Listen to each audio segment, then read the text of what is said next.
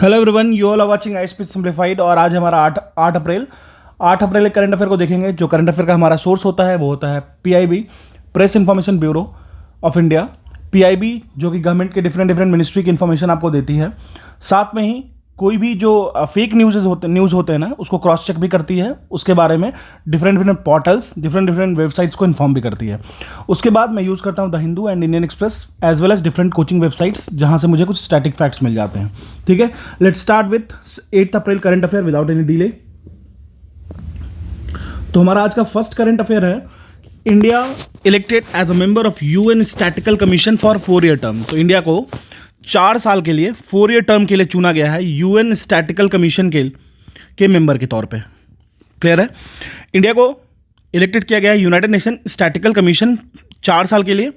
India ने इस election को जीता है 46 आउट ऑफ 53 वोट्स, मतलब 53 वोट्स में से 46 वोट्स वो अपने फेवर में लिया है, तभी वो उसको ये सीट कंफर्म हुई है। अगर हम लोग बात करें इंडिया का टर्म कब से स्टार्ट होगा, तो ये स्टार्ट होगा आपको जनवरी 1, 2024 से। यूएन स्टैटिकल कमीशन यूएनएससी की बात कर ले हम लोग, ये एक हाईएस्ट स्टैटिकल बॉडी है यूनाइटेड नेशन का। स्टैटिकल बॉडी मतलब इंफॉर्मेशन अबाउट स्टैटिस्टिक्स। कमीशन के पास 24 मेंबर कंट्रीज हैं यूनाइटेड नेशन की, और अगर हम इसके टर्म की बात करें तो ये 4 साल है। ठीक है, United nation statistical commission. Clear है? इंडिया इसकी अब मेंबर हुई है। 4 ईयर टर्म इसमें मिलेगा इंडिया को। इंडिया ने 46 वोट को अपने पक्ष में किया out of 53 votes. Now let's move to the second current affair. Shahrukh Khan, SRK, king Khan, सबको पता है ये टॉप किए हैं 2023 Times 100 poll for the most influential 2023 Times 100 people में। तो टाइम्स जो एक मैगजीन है वो निकालती है top 100 most influential personality people के लिए, तो उसमें एसआरके टॉप किए हैं। ये एक पोल है, अभी पोल में वो सर्वे में टॉप पे चल रहे हैं। ठीक है ना? तो वो टॉप स्पॉट को ग्रैब किए हैं। साथ में ही टाइम के 100 पोल में यह एक एनुअल लिस्ट है जो कि मोस्ट इन्फ्लुएंशियल लोगों के बारे में निकाला जाता है। 1.2 मिलियन टोटल वोट कास्ट हुआ था, जिसमें से 4% of them went to SRK. तो 1.2 मिलियन में से 4% एसआरके को गया पूरे वर्ल्ड में। अगर हम लोग बात करें the Iranian women who are protesting for their rights stood second in the list. आप सोच सकते हो कि ईरानियन वुमेन जो हिजाब के लिए प्रोटेस्ट कर रही थी पूरे वर्ल्ड में कि उनके जो बेसिक राइट्स हैं उसको दबाया जा रहा है। ठीक है, तो उनको 3% वोट मिला है। तो आप इतना समझो कि वो जो राइट्स था उससे भी ज़्यादा एसआरके हैं। ठीक है, तो ये टाइम्स का इन्फ्लुएंशियल लिस्ट है। अब हम लोग बात करें हेल्थ केयर वर्कर्स, जिनको फ्रंट लाइन वर्कर्स भी कहा जाता है, जो पेंडेमिक के 2020 पेंडेमिक, जो 2009 कोविड-19 पेंडेमिक आया था उसके वक्त जो लड़े थे पूरे इंडिया में, पूरे वर्ल्ड में, उनको 2% वोट मिला है ओवरऑल वोट्स का। तो वो तीसरे पोजीशन पे हैं। तो पहले पे एसआरके, दूसरे पे ईरानियन वुमेन, तीसरे पे जो पेंडेमिक वर्कर्स है वो। अगर हम लोग थर्ड पोजीशन की बात करें तो ये शेयर किया गया है Prince Harry the Duke of Sussex. 4th place चला गया मेगन मार्कल को। आपको पता ही है मेगन मार्कल एंड प्रिंस हैरी के बारे में। ठीक है, फिफ्थ स्पॉट गेन किया गया है लियोनेल मेसी को। ये तो पता होना चाहिए आपको। आप कमेंट सेक्शन में मुझे ये बताओगे लियोनेल मेसी अभी किस टीम से खेल रहे हैं। ठीक है ना? चलिए मूव करते हैं हमारे नेक्स्ट करंट अफेयर की तरफ। तो नेक्स्ट करंट अफेयर हम क्या है, मुंबई जो है ना वो इंडिया का एकमात्र शहर है जो कि वर्ल्ड्स के बेस्ट सिटी में in terms of public transport आया है। अभी कुछ देर पहले Mumbai as a tree city भी लिस्ट में था। ठीक है, तो आपको ये बताना है कि ट्री सिटी जो निकालती है ऑर्गेनाइजेशन, वो कौन सी ऑर्गेनाइजेशन थी। मैंने आपको बताया था करंट अफेयर इसी मंथ के सेकेंड लास्ट मंथ में। ठीक है ना? तो आपको बताना है जो इंडिया की जो फाइनेंशियल कैपिटल है ना मुंबई, वो एकमात्र शहर है जो पूरे वर्ल्ड में 19 बेस्ट सिटीज़ में जो पब्लिक ट्रांसपोर्ट में काफ़ी अच्छे पोजीशन पे आई है। क्लियर है? मुंबई जो है वो लास्ट स्पॉट क्लेम किया है, लेकिन फिर भी ये लास्ट स्पॉट तो क्लेम किया है, लेकिन फिर भी ये बहुत ही अच्छी एक तरीके की पोजीशन है। तो 19th जो स्पॉट होगा वो मुंबई का है। अगर हम लोग बात करें एक चीज़ और समझ लीजिए कि मुंबई का जो ट्रांसपोर्ट है ना अभी थोड़ा सा वो हैम्पर्ड भी चल रहा है मेट्रो की, मुंबई मेट्रो लिंक जो बन रही है उसके लिए। और अगर हम लोग बात करें कि the Time Out's world's best city for public transport की बात करें तो बर्लिन है जर्मनी में। सेकंड पोजीशन जो है वो प्राग जो कि चेक रिपब्लिक में है। और तीसरी अगर हम बात करें टोक्यो जापान, वो 3rd रैंक पे है। तो मुंबई जो है वो 19th टॉप 19th में 19वें पोजीशन पे है। चलिए अब देखते हैं हम अपना अगला करंट अफेयर। 5 ऐसे इंडियन क्रिकेटर्स हैं जिनको बिस्टोर्ड किया गया है honorary life membership of MCC. MCC stand for Marylebone cricket club. इसमें एक तरीके से इनके नाम को एक तरीके से अंकित किया जाता है, ठीक है। तो एमसीसी जो मेरीलेबोन क्रिकेट क्लब है, उन्होंने रिलीज किया है लिस्ट को, न्यूली इंडक्ट किया है क्रिकेट प्लेयर्स को with the ordinary life membership of the club. Club में एक ट्रेडिशन चला आ रहा है बहुत दिन से एमसीसी में कि उस क्लब में इंट्रोड्यूस किया जाएगा जो बहुत ही बेहतरीन प्लेयर्स होंगे उनको। तो overall 17 performance players from all across the world have been listed in the latest release. तो टोटल 17 को लिस्ट किया गया है, जिसमें से 5 इंडियन हैं। एमसीसी, जिसको मेरीलेबोन क्रिकेट क्लब कहते हैं, the honour of the famous Lord's cricket stadium in England gives honorary membership to the finest men and women who have contributed to the game. तो best to the best cricket personality को इसमें induct किया जाता है, इसमें best out किया जाता है। 5 इंडियन प्लेयर जो 17 में हैं, टोटल 17 जो वर्ल्ड में, उसमें 5 इंडियन हैं। उनके लिस्ट हैं महेंद्र सिंह धोनी, अपना माही, युवराज सिंह, सुरेश रैना, मिताली राज एंड झूलन गोस्वामी। ये अभी कुछ दिन पहले ही रिटायर्ड किए हैं, ठीक है ना। इनको किसी एक बहुत ही फेमस नेम से जाना जाता है। आप मुझे उस नेम को कमेंट सेक्शन में बता दीजिएगा। चलिए अब मूव करते हैं हमारे। अब देख लीजिए ये जो टोटल लिस्ट है, 17 लिस्ट जो है आप देख सकते हो। मेरिशा वेस्ट इंडीज़ की, एमएस धोनी सेकंड नंबर पे, धोनी यहाँ भी सेकंड नंबर पे हैं। एमएसडी का जो पॉपुलैरिटी है ना, उनकी सिंप्लिसिटी की वजह से काफ़ी ज़्यादा है, और उनकी जो कूल एंड काम पर्सनालिटी है वो उनको बहुत ज़्यादा सपोर्ट करता है इस चीज़ में। फिर झूलन गोस्वामी इंडिया की, फिर जेनी गन, फिर हफीज़, मोहम्मद हफीज़ जो पाकिस्तान से हैं, एक पाकिस्तान से भी इंडक्टेड है, ये भी आपको ध्यान रखना है। रैचल हाइंस, फिर हार्श, एडन मॉर्गन, और बाकी सब नाम जानने की ज़रूरत नहीं है। इंडिया का नाम युवराज सिंह भी देख लीजिए, इंडिया का। रॉस टेलर न्यूजीलैंड के। तो इस तरीके से ध्यान रख लीजिएगा एक बार, बट इंडिया के 5 है, ये ध्यान रखिएगा। चलिए अब हम लोग चलते हैं अपने नए करंट अफेयर। अब नेक्स्ट करंट अफेयर पे चलते हैं। आरबीआई ने की पॉलिसी रेट्स को अनचेंज रखा है, जो ऑलरेडी था उसको ही एज इट इज़ रखा है। Projects financial year 24 GDP at 6.5%। तो फाइनेंशियल ईयर 2024 की जो ग्रॉस डोमेस्टिक प्रोडक्ट है, जीडीपी रेट है, उसको 6.5% पे स्टैग्नेट रखा है। अगर हम लोग बात करें एमपीसी की, तो एमपीसी होता है मॉनेटरी पॉलिसी कमिटी। देखिए मॉनेटरी पॉलिसी क्या होता है, आरबीआई के द्वारा रेगुलेट किया जाता है। बेसिकली एमपीसी जो होता है ना, कमिटी होता है। इसमें governor of the reserve Bank of India जो चेयरपर्सन होते हैं, जैसे एक्स ऑफिसियो शक्तिकांता दास अभी हैं। फिर डिप्टी गवर्नर होते हैं state bank in charge of monetary policy के, जैसे अभी माइकल देवव्रत पात्रा जी हैं।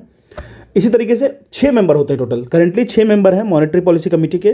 जैसे पहले तो मैंने आपको बता दिया, शक्तिकांता दास जी हैं गवर्नर ऑफ आरबीआई। फिर डॉक्टर माइकल देवव्रत पात्रा जी हैं जो कि डिप्टी गवर्नर हैं। Doctor Mridul K Saggar, professor Jayant R Varma, doctor Ashima Goyal ji and doctor Bhide ji हैं। बस आप इतना समझ लीजिए 6 मेंबर हैं, ये याद रखना है।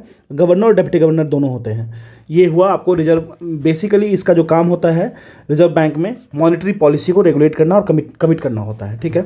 तो इन्होंने डिसाइड किया है कि जो पॉलिसी रेपो रेट है उसको अनचेंज रखना है 6.50 पे, ठीक है ना। इस चीज़ का आपको ध्यान रखना है 6.50 पे। बेसिकली रेपो रेट के बारे में आपको बताया हूँ, वैसा रेट होता है जिसमें रिजर्व बैंक ऑफ इंडिया जो होता है वो मनी देता है किसी भी बैंक को, क्लियर है। जिस इंटरेस्ट पे बैंक को लोन दिया जाता है by Reserve Bank of India, उसी को रेपो रेट कहते हैं। ज़्यादा नहीं आपको सोचना है इसमें। और भी बहुत सारे पॉलिसी रेट्स हैं जिसको अनचेंज रखा गया है। आरबीआई ने प्रोजेक्ट किया है GDP growth rate of financial year 24 to 6.5%। ये डाटा आपको याद रखना पड़ेगा, एग्जाम में पूछ देगा। अभी एट प्रेजेंट 23 में ये 6.4% है, एस्टिमेटेड है फरवरी 2023 के लिए, ठीक है ना। अगर हम लोग बात करें इन्फ्लेशन फोरकास्ट, इन्फ्लेशन मतलब होता है महंगाई दर। इन्फ्लेशन, देखिए मॉनेटरी टूल्स करता क्या है, ये ना इन्फ्लेशन को मार्केट में रेगुलेट करता है। अगर मान लीजिए मैं आपको एक कंडीशन देता हूँ, मान लीजिए कि बैंक जो है ना वो लोन रेट को कम कर दिया, मतलब लोन इंटरेस्ट रेट को सस्ता कर दिया, बहुत सस्ता। तो लोग लोन लेना स्टार्ट कर देंगे। जब बहुत सारा लोन लेना स्टार्ट कर देंगे लोग, तो मार्केट में क्या हो जाएगा, मनी बढ़ जाएगा। मनी मतलब liquidity in the market increase हो जाएगा। अगर liquidity in the market increase हो जा रहा है, तो मान लीजिए एक कोई सामान है, मान लीजिए अंडा है, ठीक है। तो इस अंडे को बाई करना चाहते हैं, मार्केट में सिर्फ 2 अवेलेबल है लोगों के पास, हर लोगों के पास पैसा है।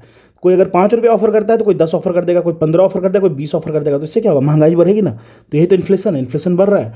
तो एक रेगुलेटिंग बॉडीज होनी चाहिए, एक रेगुलेशंस होनी चाहिए कि कितना मार्केट में मनी सप्लाई जा रहा है, लिक्विडिटी कितना होगा, ठीक है ना। इसी बात का ख्याल रखता है मॉनेटरी पॉलिसी और मॉनेटरी टूल्स, जिसको reverse repo rate, marginal standing facility, CRR, SLR कहते हैं, ठीक है ना। डिटेल में नहीं जाऊंगा क्योंकि ये करंट अफेयर है।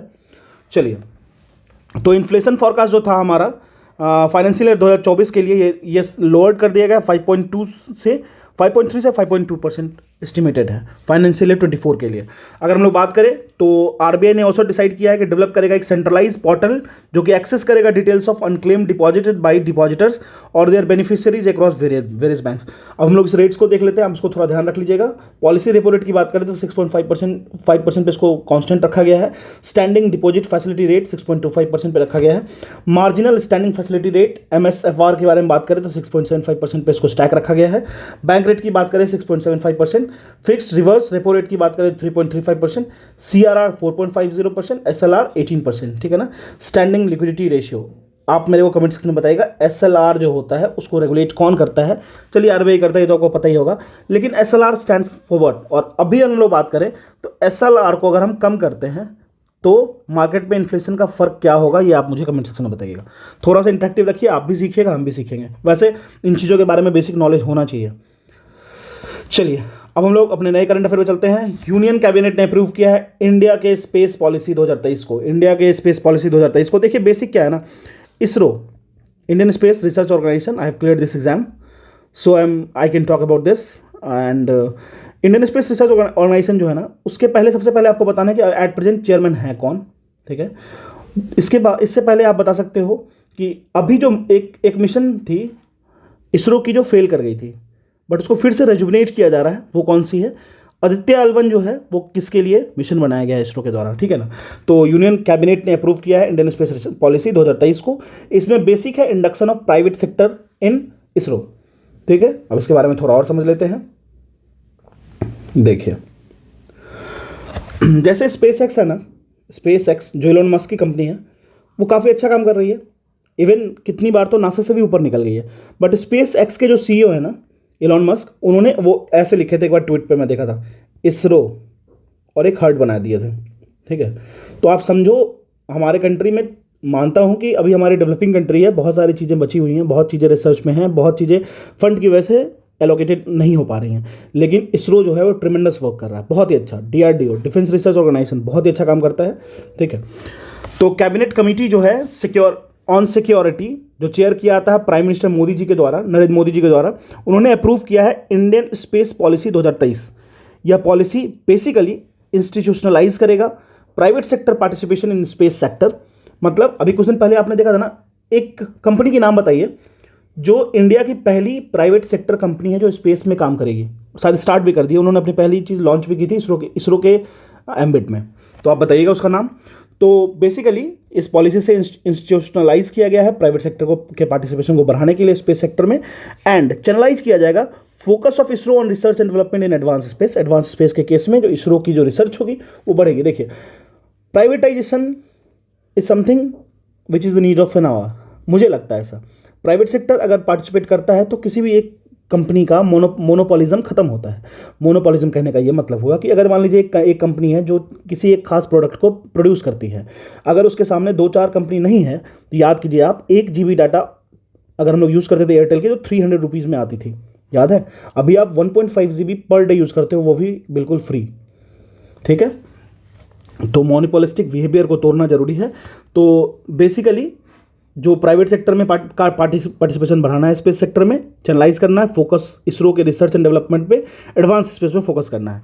अगर हम लोग बात करें तो technologies, private sector will be able to take part in to space activities including building satellites, rockets and launch vehicles, data collection and dissemination. देखिए, सीधी सी बात है, अगर प्राइवेट सेक्टर जुड़ती है स्पेस के साथ, इसरो के साथ, तो बहुत सारी एक्टिविटी जो होगी वो साथ मिलकर करेगी। जैसे सैटेलाइट बिल्डिंग में हेल्प करेगी, रॉकेट्स एंड लॉन्च व्हीकल्स बनाएगी, डाटा कलेक्शन एंड डिसमिशन मतलब होता है उसमें से उसको निकालना, ठीक है। चलिए, अगर हम लोग बात करें rules and responsibility of ISRO की, तो स्पेस सेक्टर PSU है, एक नई है New Space India Limited NSIL। ये क्या है? एक ब्रांच है। देखिए, जैसे ये मेन ब्रांच हो गई इसरो, तो इसरो की कोई सब्सिडरी कंपनीज होगी ना जो उसको हेल्प करेगी, उसी को कहते हैं, उसी टाइप उसमें से एक है New Space India Limited NSIL and Indian National Space Promotion and Authorisation Centre, इनको इन स्पेस कहते हैं। दोनों ने मिलकर स्पेसिफाई किया है एक नई पॉलिसी को।